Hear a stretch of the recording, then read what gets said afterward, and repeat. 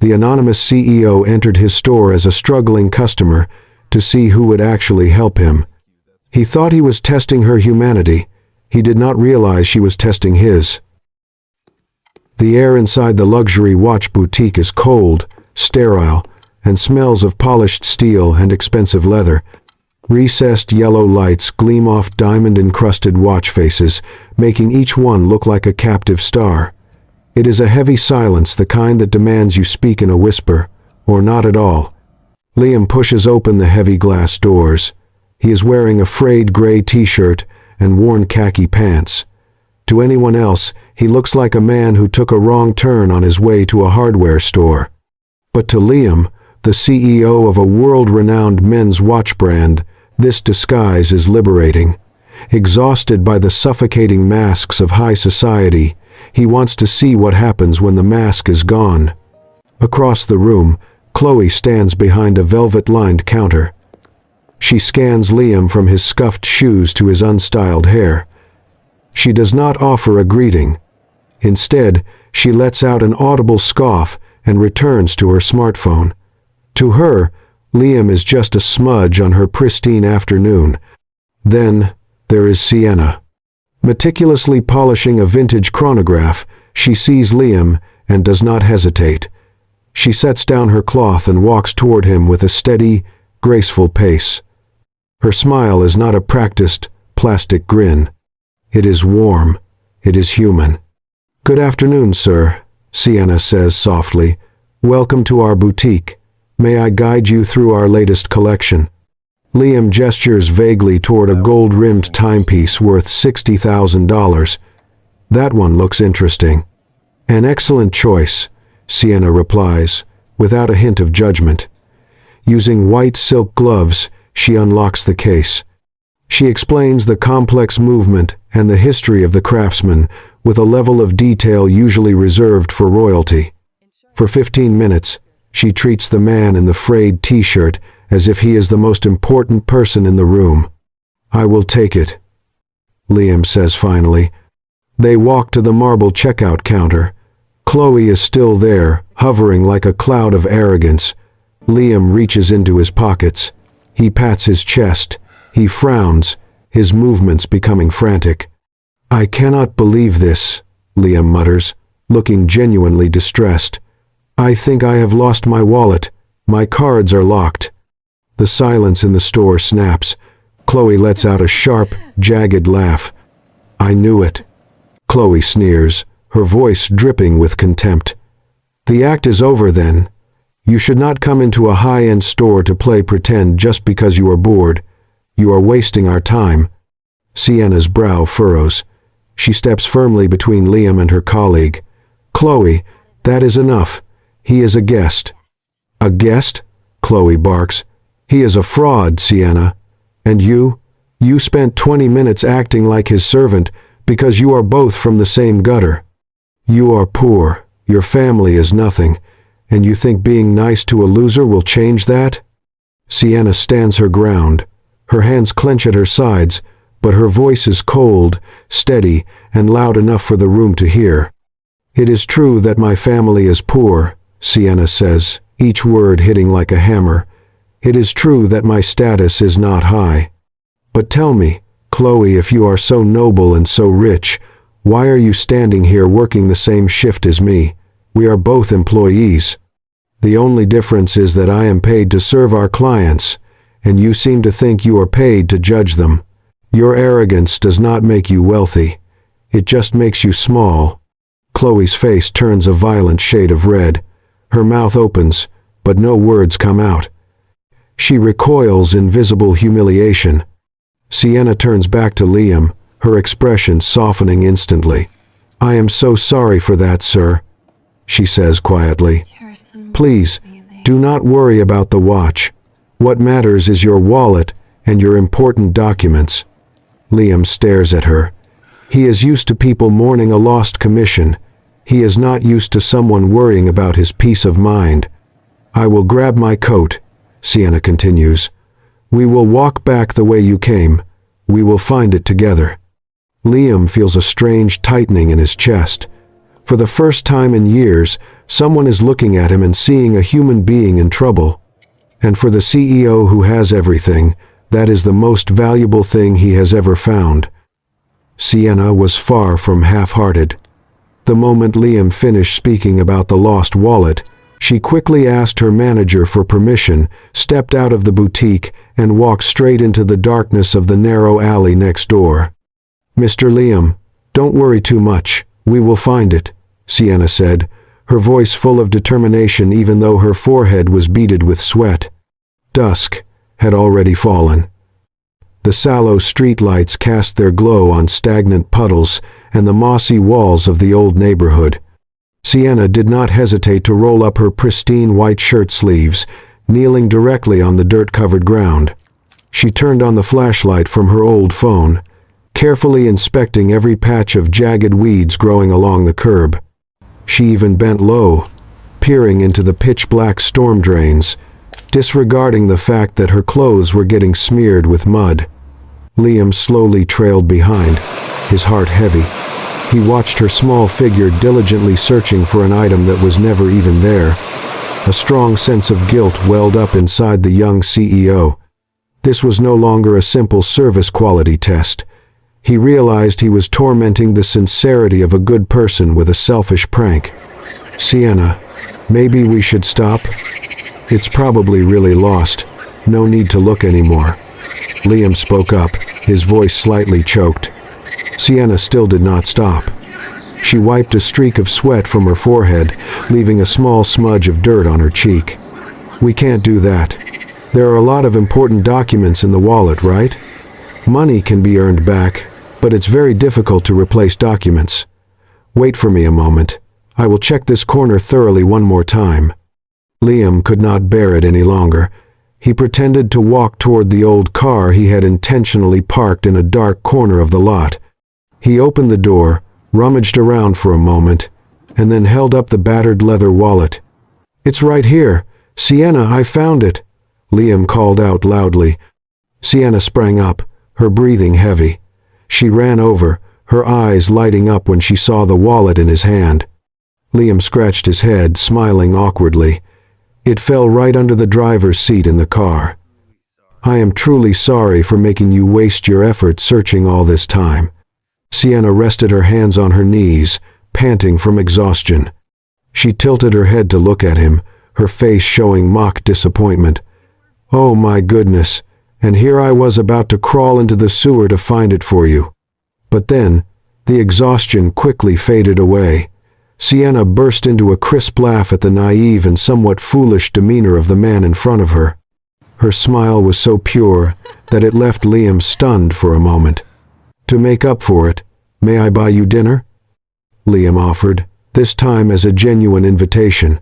Sienna wiped a speck of dust off her shirt and smiled, declining politely. "Thank you, but I didn't really help much. I'm just glad you found your wallet. Drive safely, and don't drop it again." She waved goodbye and turned to walk back to the boutique. Liam stood silently in the deserted parking lot, his eyes following her small but resilient silhouette. He intently recalled the name tag that had been gleaming on her shirt earlier. Sienna Hayes. Liam smiled, an indescribable emotion creeping into his heart. Sienna was not the type to easily wait for a reward or a chance at a better life from someone else. She had clear boundaries and an admirable sense of self-respect. The young CEO realized that he was not only impressed by her sincerity, but was also beginning to deeply respect this humble girl. Liam's luxury villa, late night. The interior of the villa is so vast that even a footstep echoes with a sense of profound loneliness. Floor-to-ceiling glass walls reflect the sprawling, indifferent lights of the city below. Inside, a single designer lamp casts a pool of warm light over an expensive mahogany desk. Liam sits there, still wearing the frayed gray t-shirt from earlier. Surrounded by untouched wine and high-tech gadgets, he stares at a thin manila folder. The employee file of Sienna Hayes. The crisp, rhythmic rustle of paper. The steady, hypnotic ticking of a wall clock in the silence. Liam's eyes fixate on the small ID photo clipped to the corner. Sienna isn't beaming like she was in the boutique, but her gaze holds a striking, quiet ferocity. Sienna Hayes, 28 years old, Liam mutters. His voice sounds hollow in the empty room. He slides his finger down to the education section. She graduated at the top of her business administration class just 1 year ago. Her GPA was nearly perfect. He pauses, noticing the timeline. She started university at 24, 6 years later than most of her peers. He flips the page. His brow furrows. The family emergency contact section is a stark, white void. A small handwritten note at the bottom of her application catches his eye. Both parents deceased. No immediate living relatives.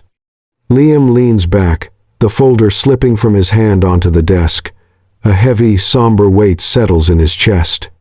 He remembers her smile from this afternoon, the smile of someone who chose to treat the world with kindness, even though the world had likely turned its back on her many times. He looks around his opulent home. The marble floors and gold accents suddenly feel grotesque. A cold wave of shame washes over him. Who was he to use a deceptive game to test the humanity of a woman who had fought through hell just to stand on her own 2 feet? His curiosity dissolves, replaced by a profound, aching respect. Sienna doesn't need his pity. She is stronger, more resilient than any high-powered board member he has ever faced. "I had no right to test you," Liam whispers to the empty room. He realizes that behind that simple name tag and professional courtesy is a soul forged in fire.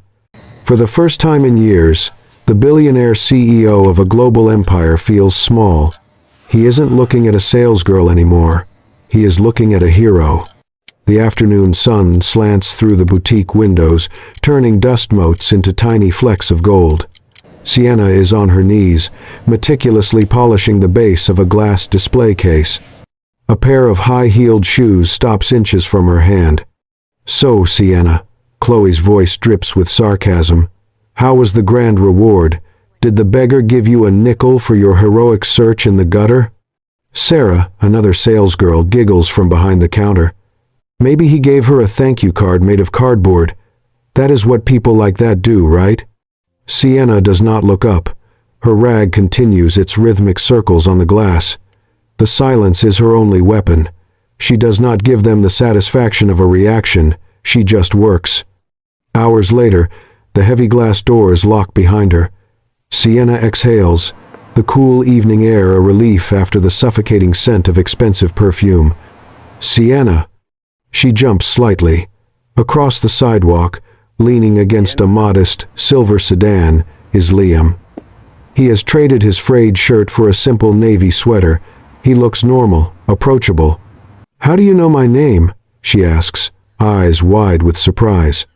Liam smiles, a slow, genuine curve of the lips. He points toward the lapel of her coat. "Your name tag is hard to miss. It is practically glowing." Sienna looks down, feeling heat in her cheeks. "Oh, right, I forgot to take it off." She lets out a small, self-deprecating laugh. Suddenly, she stands up straight.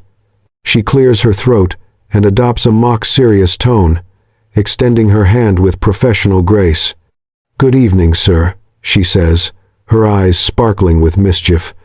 "My name is Sienna. It is a pleasure to welcome you. How may I assist a distinguished gentleman today?" Liam chuckles, the sound deep and warm. The tension of the boutique feels miles away. Here, on the bustling sidewalk, they are just 2 people. "Actually," Liam says, falling into the joke, "I am in the market for a timepiece, but I am afraid your usual shop is out of my bracket. I need something reliable, for a very special friend." "A special friend, you say?" Sienna tilts her head. "Follow me. I know a place 3 blocks down. Good quality, honest prices." They walk together. The city hums around them. Liam moves with a strange, quiet confidence that Sienna cannot quite place, but it makes her feel safe. Inside the smaller shop, The atmosphere is loud and bright.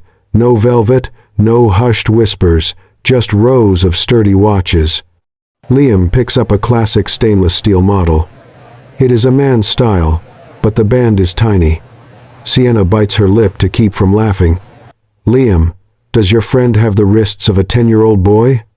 Liam looks at the watch, then at her. His expression softens into something vulnerable. Actually, he is 12. It is a birthday gift. Sienna's teasing grin vanishes. She looks at the watch again, then back at Liam. Her heart does a strange, gentle flip. He isn't buying this for himself or some high society peer. He is buying a gift for a child. 12, she repeats softly. That is a big year. He will need something that can handle an adventure.